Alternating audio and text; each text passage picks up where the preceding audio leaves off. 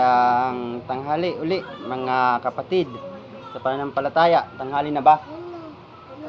Kagaya ng mga narinig nating aral sa mga ibang kapatid na unang nagsalita, talagang hindi natin maiwasan ng madala ng emosyon.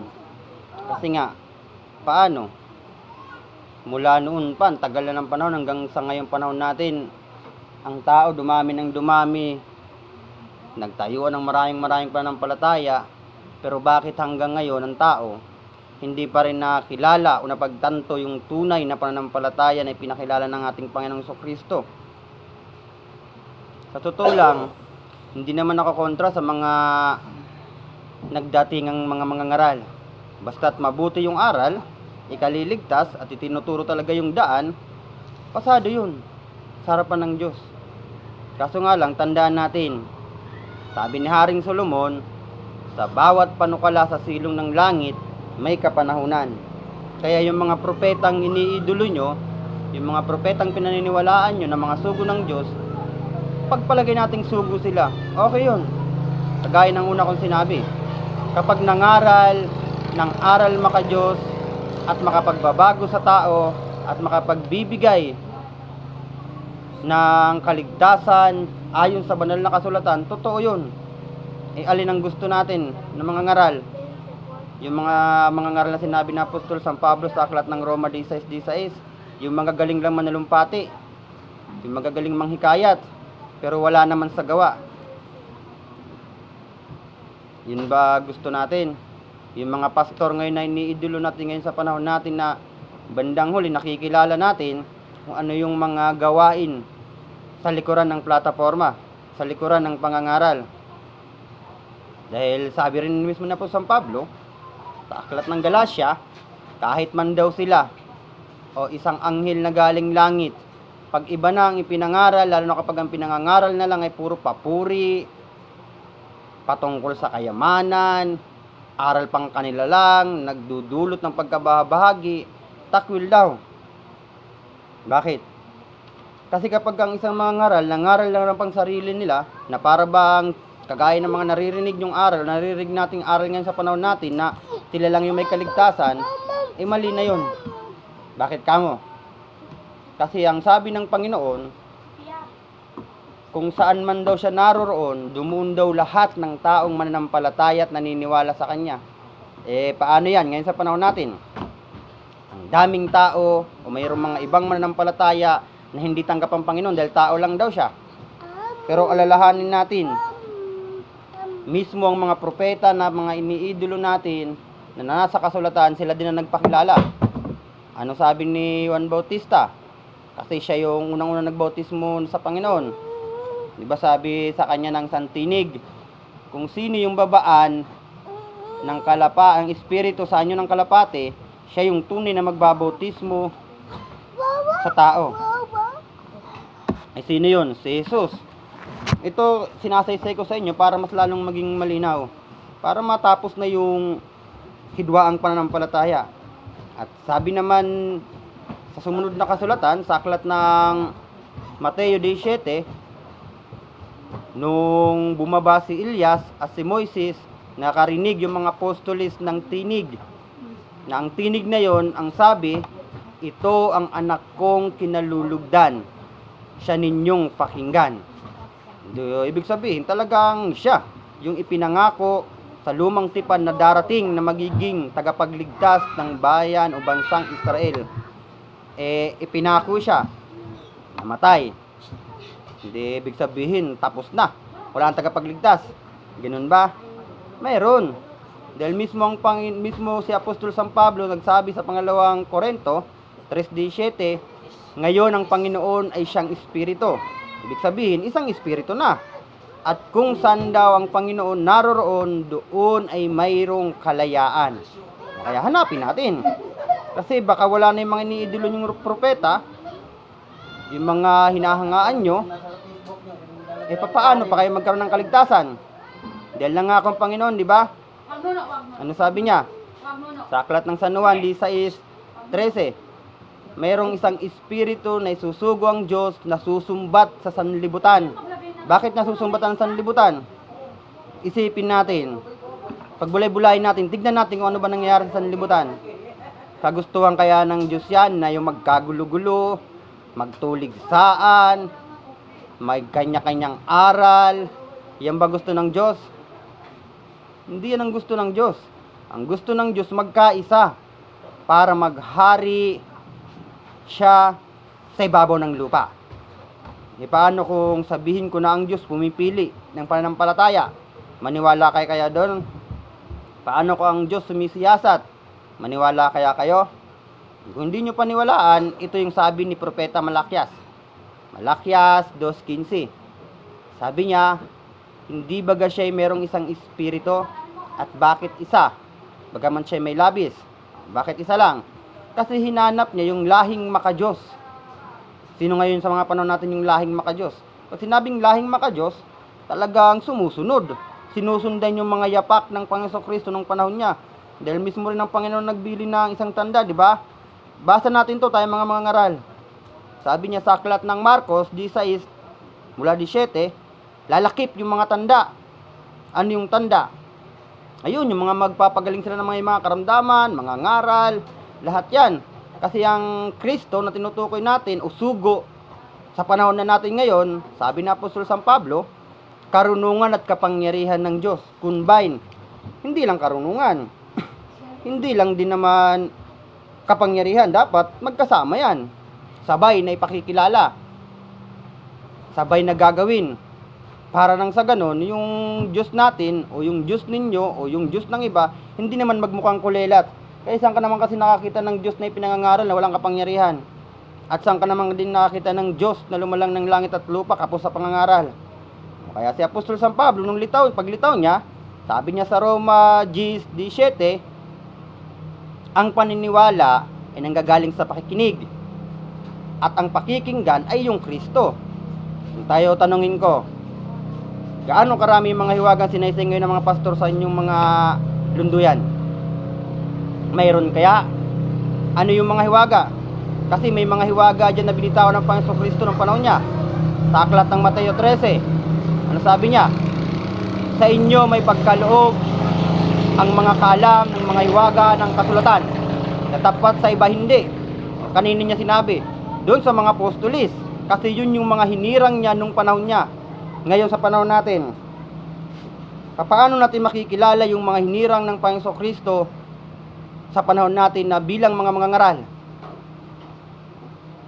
Kasi isa yan sa mga pinagtatalunan nyo ngayon eh. Sugo dito, sugo doon, sugo doon, sugo dito. Para bang, kung ako tanongin nyo, parang ang dating niyang sugod. Simple. Sabi ni Apostol San Pablo, noong mga panahon na ipinakilala ng Diyos o ipinakita ng Diyos yung kapangyarihan niya sa aklat ng gawa, 1:8, at tatanggapin nyo ang kapangyarihan pagdating sa inyo ng Espiritu Santo. Ito tanong, dumating nga kaya ang mga banal na Espiritu sa bawat lunduyan, sa bawat simbahan, sa bawat mga ngaral? Ano tinanggap ng tao ang kapangyarihan? Alam nyo, sabi ng pastor namin ngayon sa panahon namin, sa bagay, hindi niya lang sabi to mismo ng banal na Espiritu. Kaya raw ang tao o ang mga ngaral ngayon nakapangaral ng banal na kasulatan dahil nagkaroon ng authority, hindi naman galing langit. Galing saan?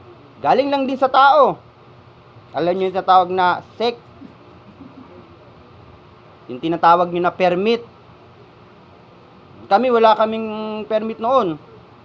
Baka hanggang ngayon wala rin. Bakit kamo? Kasi yung permit na tinutukoy ninyo o tinutukoy ng tao, hindi galing sa tao, kundi galing mismo sa banal na Espiritu. Kaya malaki pinagkaibahan namin sa inyo. Dahil pag nangaral kami, ayon sa mga hiwaga. Ano yung hiwaga na sinabi ng Panginoon na hindi ipinagkaloob sa iba? Ayan, yung mga hiwaga na sinasaysay ngayon, pagbaba ng banal na Espiritu, na halos hanggang ngayon sa panahon natin para bang hindi ka panipaniwala sa tao. Kaya minsan ang tanong ko sa inyo, kung hindi kayo naniniwala na mayroong mga banal na Espiritong bumababa, para saan yung pangangaral? At para saan yung Biblia na binabasa natin? At ano ang magiging katiyakan ng pananampalatayang ipinakikilala natin kung wala ang mga banal na Espiritu sa panahon natin? Mas maniwala pa kayo sa masamang espiritu eh. Gara nyo naman. Mas tinangkilik nyo pa yon. Samantalang ang pangako, ibibigay yung banal na espiritu na papatnubay sa sangkatauhan. Sa tingin nyo, tayong mga ngaral na nagpapakilala sa pangalan ng Panginoong Kristo, dumating kaya ang Espiritu Santo? Baka hindi. Bakit? Kasi kung dumating ang banal na espiritu, isa lang ang iuutos niyan. Unang-unang iuutos niyan, maggawad ng kapayapaan sa gitna ng kaguluhan. Magulo ba talaga tao? Talaga. Kaya nga nagkaganyan ang pananampalataya ng sangkatao, nagkabakli-bakli dahil din sa ating mga ngaral eh. Paano? Dahil sa wala ang banal na espiritu, hindi natin inantay ang banal na espiritu na babasbas at papatnubay sa atin, o hindi tayo humingi ng banal na espiritu na papatnubay sa atin sa panahon ng pangangaral, kaya nagkabakli-bakli ang paniniwala ng tao. May kanya-kanya kayong ipinakikilalang sugo. Siyasatin ninyo yan. Kahit kami, nagpapasiyasat kami. Baka hindi yan sugo. Baka sugod lang. Huwag na tayong magpakunwari. Huwag na tayong mangaral ng o magsalita ng mga tinatawag na paimbabaw. Tukuyin natin dahil sayang yung panahon. Tandaan natin, nagmula tayo sa bata, patanda. Hindi tayo nagmula sa tanda, pabata. Baka mga matay tayo na hindi rin makaligtas. Kagaya ng mga panahon ni Moises na nangabuwal daw sila sa ilang. Alam nyo ilang? Pagitan ng masama at mabuti na hindi nakapili ang tao kung ano susundin. Ngayon sa panahon natin, alam na ba natin yung mabuti? Walang makapagsabi. Kahit kami, hindi namin masasabing mabuti kami. Lalo na kayo. Maliban ang espiritong maghahayag kung ano ang nabago sa isang tao, kung papaano ang tao nakalalakad sa harapan ng Diyos, at kung papaano yung pananampalataya na ipinakikilala ng mga ngaral sa panahon natin na pinapatnubayan ng Espiritu. Dahil ang sabi niya sa Aklat ng Roma, yung mga pinapatnubayan ng Espiritu, sila daw ang mga anak ng Diyos. Kayo naman, ayaw nyo naman maniwala ng ganun. Kaya nga sabi ko, sayang yung kasulatan, no? O baka naman naging tamad tayong magbasa. Baka naman mas inuna pa natin yung basahin yung ano ba binabasa nyo. Kaya bilang isang mga ngaral, responsibilidad natin na saliksikin ang kasulatan. Dahil panahon pa man ni Sipanyas o propeta Sipanyas, nagbilin na ang Diyos ng isang salita, ng salitang hanapin ang Diyos. Di ba ganun sabi niya? Ang bayan ay pinagsabihan na hanapin ang Panginoon. Pag sinabing bayan, isang pangkat, mga pangkat, o mga tao na nagnanais na makasunod at makaalam ng kanyang batas at palatuntunan, nagpapahanap siya. Sa papaanong pamamaraan, baka sabihin nyo naman, pilosopo ako. Baka sagot nyo, kataas ng langit, paano siya mahanap? Simple. Ano sabi ng Panginoon? Siya ang daan, ang katotohanan at ang ilaw. O, yung banal na kasulatan, dahil yan ang binili niya eh. Sa Aklat ng San Juan 5:39, saliksikin yung kasulatan dahil nandyan yung buhay ng mga taong mananampalataya sa Kanya. Kaso, paano yan? Mayroong mga ilang mananampalataya na hindi kinikilala ang Panginoon Kristo na siya sugo ng Diyos. Samantalang, sa Aklat ng Gawa ng panahon ni Apostol Pedro, pinakilala niya. Wala raw ibang ibinigay sa silong ng langit na pangalan na sukat ikaligtas ng tao. O sino yun? Yung mga propeta ngayon sa panahon natin? Sila kaya yon? Ano ba pinakita nila? Isipin natin na hindi ito sa paghatol, sa paglilinaw na baka sakaling makatulong ako sa mga problema ninyo patungkol sa pagtuklas ng hiwaga ng Diyos. Talagang mahiwagang pananampalataya nung panahon pa yan ng Panginoon Kristo, nung panahon pa yan ng mga apostol. Talagang ipinakilala nila yung hiwaga ng kaligtasan. Ipinakilala nila yung tunay na pananampalataya na tinatag ng Diyos. Yung pananampalatayang maka-espiritu. Yung pananampalatayang mayroong kasiguraduhan. Kasi kung ang pananampalataya natin walang kasiguraduhan, sayang yung panahon. Sayang. Sayang yung pagsamba, yung pakikinig natin. Ngayon, kung hindi natin makita yung Espiritu Santo, may paraan pa rin. Sundin yung mga nakasaad sa banal na kasulatan na ipinangaral ng mga nakatalang pangalan dyan. Ayan sila. Pedro, Pablo, Juan, sino pa? Santiago, Timoteo, Yan, lahat yan, mga nabago yan sa pamamagitan ng aral ng Panginoon Kristo. Yan ang sundin natin kung hindi natin makita ang Espiritu Santo. Pero kung talagang gusto natin ng mas kasakdalang kaalaman, gusto natin mabuksan yung mga hiwaga ng kasulatan, sabi niya sa aklat ni Dr. Lucas o aklat ng Lucas 11, mula 11, may pamamaraan. Yung paghingi ng Espiritu Santo sa Diyos. Para patnubayan tayo sa kalituhan natin. O yun ang hingin natin, Espiritu Santo. Huwag tayong paggamit sa tao. At lalo't lalo na, huwag tayong pababasbas sa tao para maging mga ngaral lang. Para maging ministro lang. Pangit yun. Tapos na yung bautismo sa tubig kung tutusin eh. Ano kasi nangyari ngayon sa panahon natin? Balita ko, puro daw bautismo ng tubig. At ang masaklap pa dyan, yung binabautismuhan, siya tinatanong kung nakita niya ng Diyos. Samantalang nung panahon ni Juan Bautista, yung nagbautismo mismo nakakita ng pagbaba ng Espiritu Santo na tinanggap mismo ng ating Panginoon Kristo bilang isang authority na siya yung mangangaral ng katotohanan ng salita ng Diyos. Ngayon sa panahon natin, yung mga binautismo ng tinatanong, kaya nagalit ang Panginoon ng mga panahon ng pangaral niya. Bakit kamo? Kasi nasa 10 kautusan, di ba? Huwag kang sasaksi ng di katotohanan. Huwag kang magsisinungaling. Ngayon sa panahon natin, pag binabautismo ng tao, sino tinatanong? Yung binautismuhan. Pagsisinungaling yun.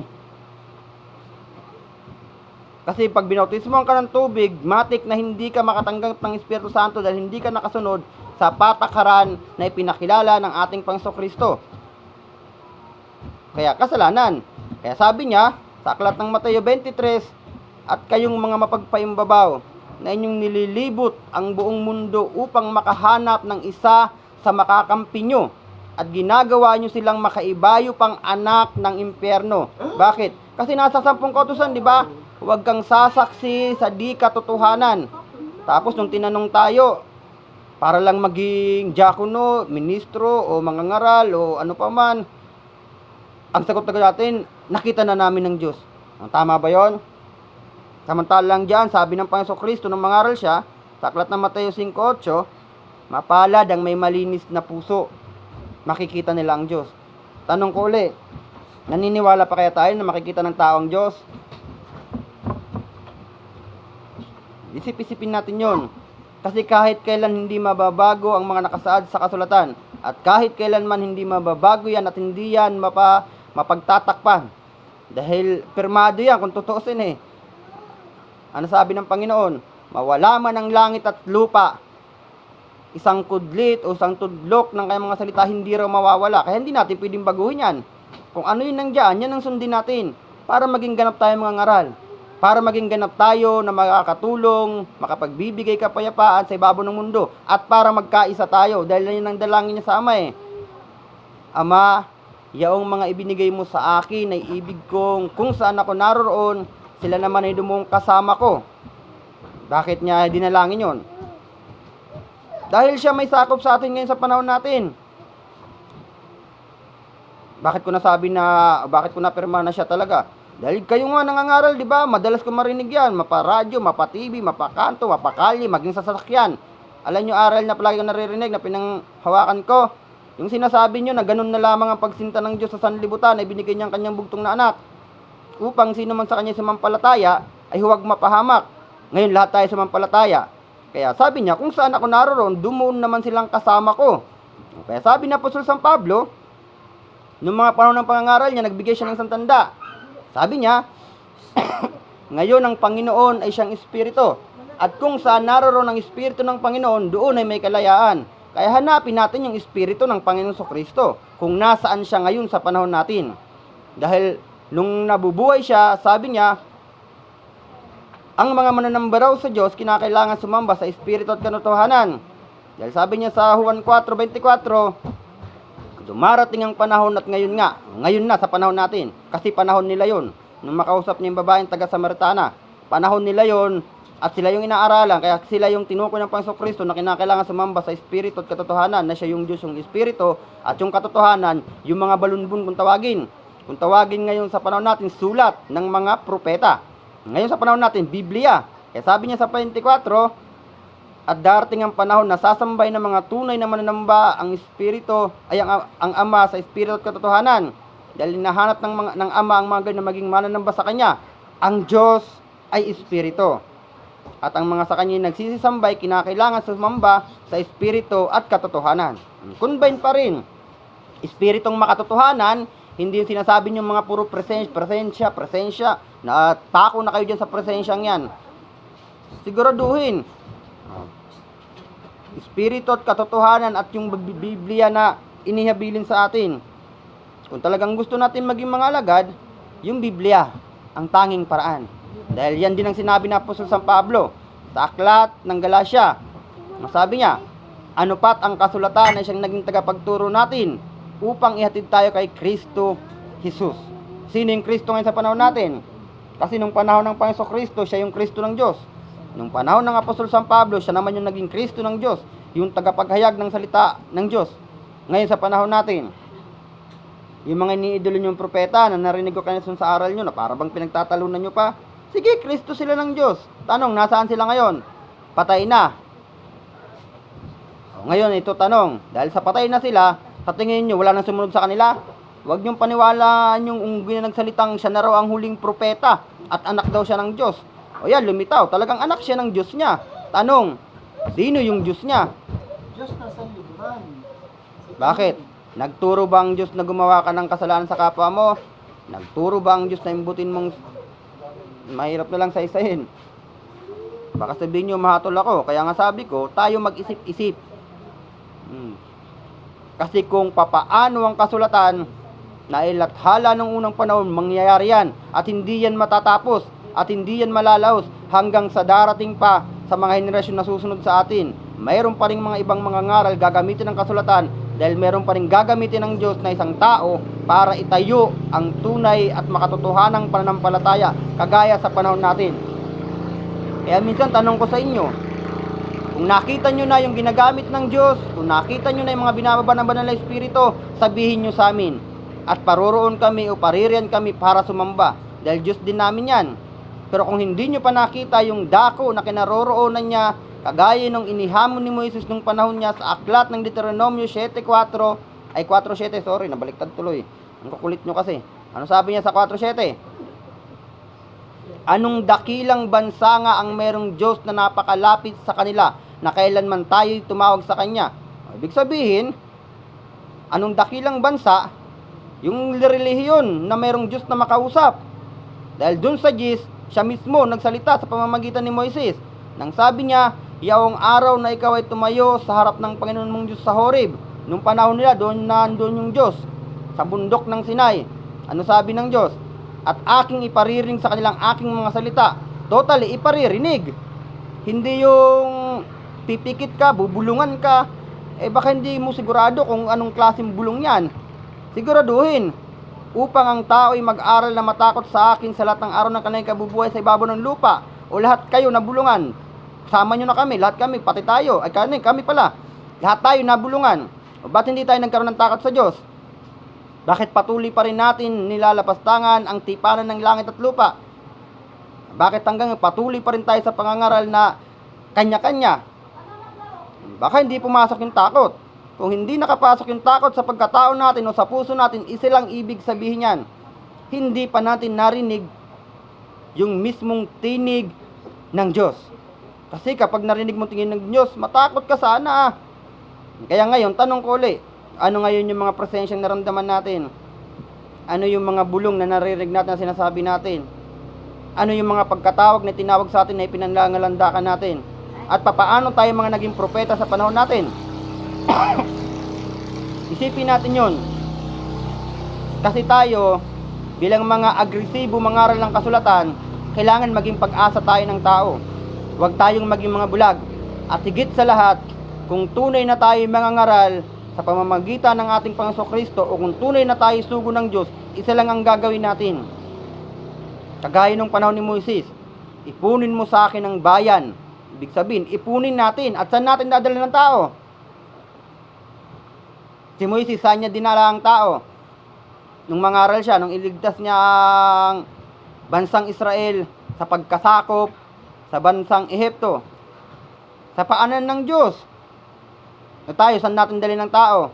Ikulong natin sa mga sambahan natin. Daya-dayain natin, loko-lokohin natin. Tapos ipangalandakan natin, kayo lang may kaligtasan. Bakit? Kayo lang ba may pananampalataya? Kaya tuloy, gaya-gaya nangyari. O, kaya nung marinig nila kayo lang may kaligtasan, sila din nagtayo ng pananampalataya at ang sabi, sila din di may kaligtasan. O, pasok ka dito, ligtas ka. Yan ba turo talaga ng Panginoon? O sige, kung ayaw nyo sa Panginoon, walang problema. Bahala kayong managot. Yan ba turo ng Diyos? Ang turo ng Diyos, ipunin, di ba? Lahat ng tao ipunin. Para ang tao masidlan ng pagkatakot sa Diyos. At para makilala ng tao na ang Diyos, buhay. Hindi kagaya sa panahon natin ngayon na para bang ang dating ng Diyos natin, patay. Ba't ko nasabi? Simple lang. Ganito kasimple, bakit ko nasabing patay? Sabi ni Haring David noong mga panahon niya, nung mangaral siya, ang kanilang Diyos ay pilak at ginto. Yari na mga kamay ng tao. Baka sabihin nyo naman, Katoliko tiniyano ko dito. Hindi, lahat yan. Dahil ang kanilang Diyos, mayroong mata, hindi makakita. O sige, mayroong kamo kayong Diyos, o mayroong kamo tayong Diyos na buhay. Mayroong mata ang Diyos. Bakit hindi makita yung katiwalian sa bawat pananampalataya? Anong klase mga pananampalataya? Lahat na. Magmula sa Espiritista, Rizalista, Born Again, Iglesia, Katoliko, Sabadista, Christian, ano pa? Basta sa lahat. Bakit hindi makakita ang Diyos natin? Kasi kanya-kanya tayo nagkaroon ng Diyos eh. Kanya-kanya tayo ng pangalandakan, kanya-kanya tayo pakilala. Bakit hindi makita yung mga katiwalian sa ibabaw, sa loob ng pananampalataya? Sabi na ulit ni Haring David, mayroong tenga, pero hindi makarinig. Ano yung hindi marinig? Yung mga daing ng mga sakop natin. Ano kasi daing ng mga sakop natin? Yung makatotohanan sana. Pero pilit nating tinatakpan yung katotohanan sa kanila. Kaya ang pananampalataya ngayon sa panahon natin, para bang, paano ba i-mostra? Madali, parang walang kasiguraduhan. Totally, talagang walang kasiguraduhan hanggat walang banal na espiritu. Dahil isa lang naman ang plano dapat eh. Ipunin ng tao at dalhin kung saan dako nandoon ang Diyos.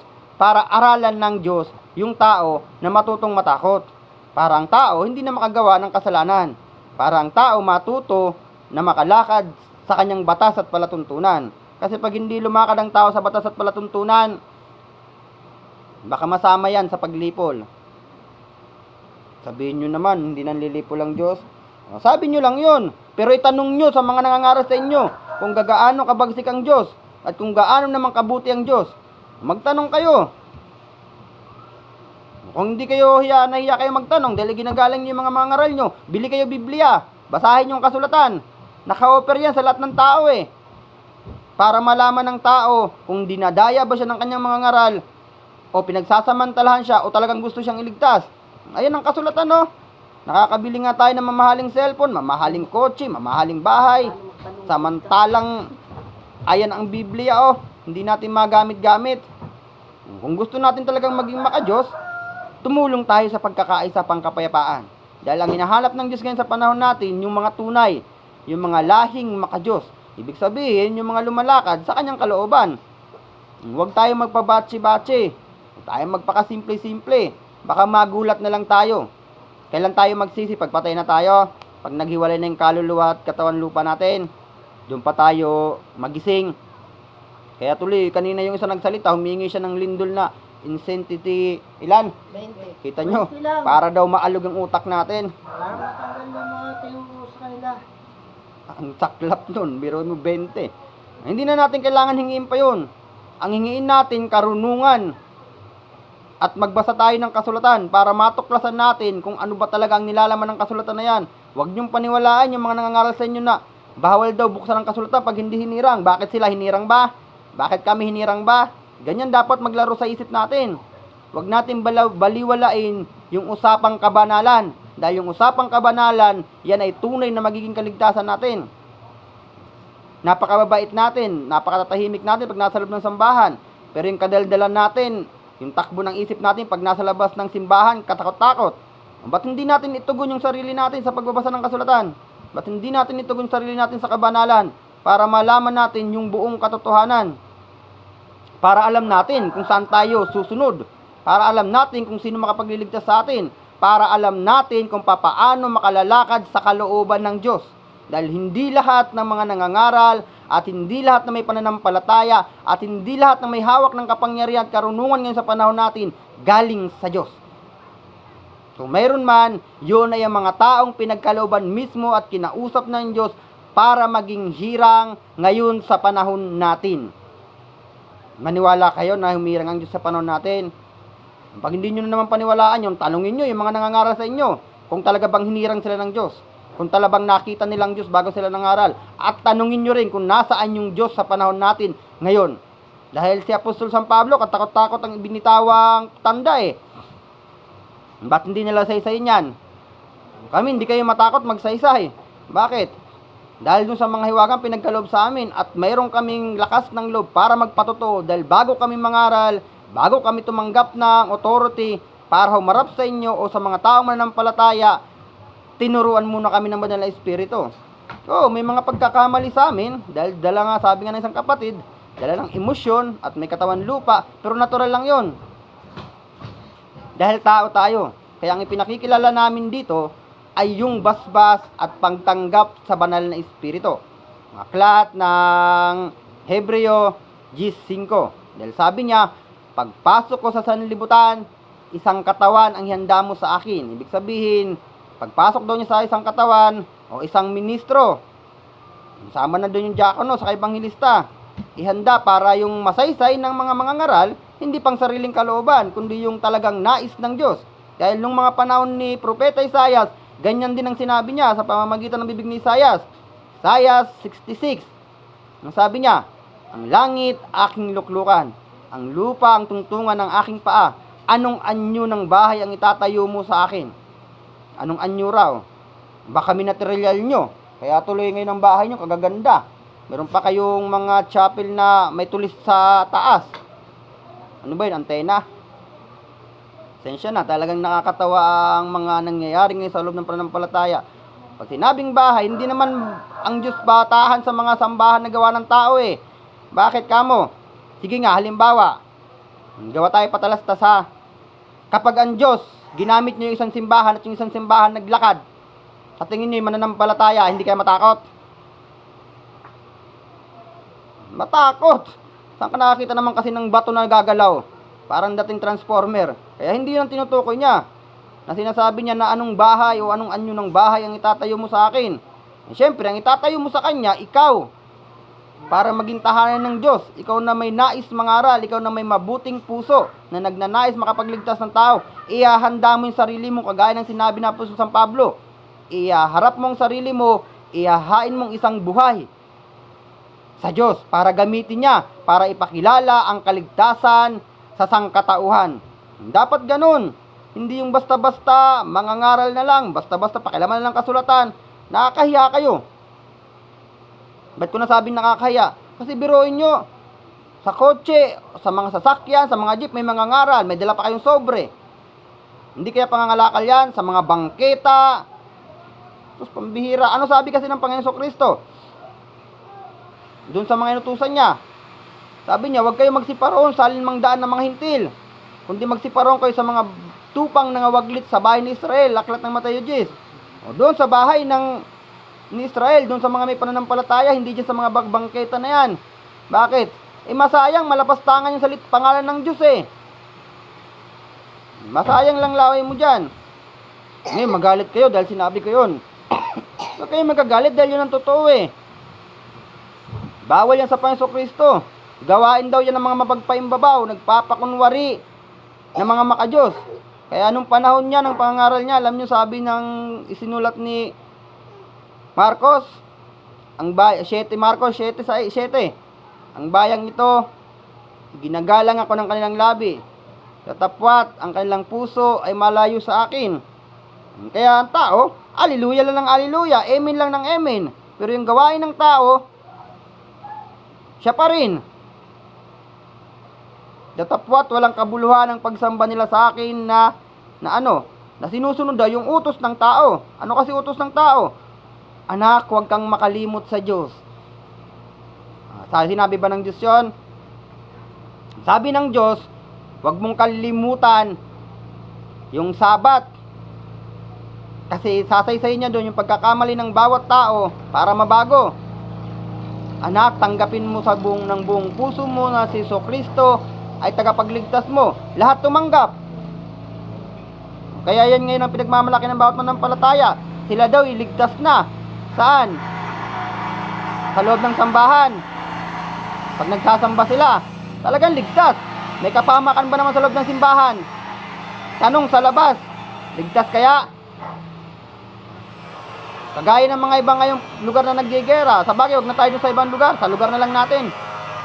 Eh kung pakikilangan pa natin yung ibang lugar na nagkakagulo-gulo, eh lugar nga lang natin, hindi natin maayos eh. Anong lugar natin? Lugar ng bansang Pilipinas. Ilan ang pananampalataya meron dito? Ulitin ko, nung magpasimula akong aralan, sa pamamagitan ng banal na espiritu, hindi ng tao Nung malaman ko yung dami ng pananampalataya na nagtayuan o nagtindigan ngayon sa panahon natin, tuwang-tuwa ko. Sabi ko sarili ko, malapit na maghari ang Diyos. Dahil meron yun, mahigit 1,000 na ang pananampalataya nakatayo. Pero nung matuklasan ko sa kasulatan, nung magbasa ako ng kasulatan, labis ang ikinalungkot ko. Bakit? Kasi hindi lahat ng mga nangangaral ngayon sa panahon natin, mga hinirang ng Diyos. Kaya dahil diyan, nagkaroon ng pagkabahagi ang pananampalataya maka-espiritu. Lahat na uwi sa pananampalatayang makamaterial at walang nagbago. Yan ang reklamo ng mga banal na espiritu pag bumababa doon sa trono ng ilaw. Yun ang sinasabi nila sa pastor na itinalaga o pinagkaloob ngayon sa panahon natin, kagaya ng mga panahon ng sinabi niya kay Jeremias na siya mismo ang kukuha ng isang pastor at ilalagay niya sa Sion noong panahon nila Sion. Ngayon sa panahon natin, sila din ang naghalal ng isang pastor na magbibigay o magkakandili ng unawa at kaunawaan natin. Nalungkot ako dahil natuklasan ko na ipinangangalakal lang pala ngayon sa panahon natin ang salitang pananampalataya. Kaya hindi na rin ako magtaka. Ambis na magalit ako, nag-isip ako, basa ng kasulatan kung ano ang magagawa kong katulungan para ang tao makapanumbalik sa pananampalatayang maka-espiritu. Kasi sa amin may mga aral na wag naming isipin kung ano ay may tutulong namin sa tao, kundi kung isipin namin kung ano ang may tutulong namin sa inyo. Kaya tinupad namin yung sinabi ng Panginoon. Tinanggap namin yung katungkulan namin ng walang sapilitan at nangangaral din kami ng walang sapilitan. Kaya wala kaming pakialam sa mga abuloy, wala kaming pakialam sa kagandahan ng mga itinatayong chapel. Dahil sapat na sa amin ang katawan namin para ipagamit na bilang kasangkapan at gamitin ng banal na espiritu para saan man kami dako dalhin at maihayag sa sangkatauhan yung buong katotohanan kung maaari lang. Buong katotohanan na. Kaya sana magtulungan tayo mangaral ng katotohanan. Balikan natin yung kasulatan. Huwag natin balikan o panghawakan yung mga unang inaral sa atin. Tandaan natin, huwag tayong mga bulag. Ang tataas ang pinag-aralan natin ngayon sa panahon natin na to. Huwag tayong padala sa mga magagaling magsalita. Huwag tayong padala sa mga ganda mga suot. Huwag tayong padala sa mga pangakong walang kasiguraduhan.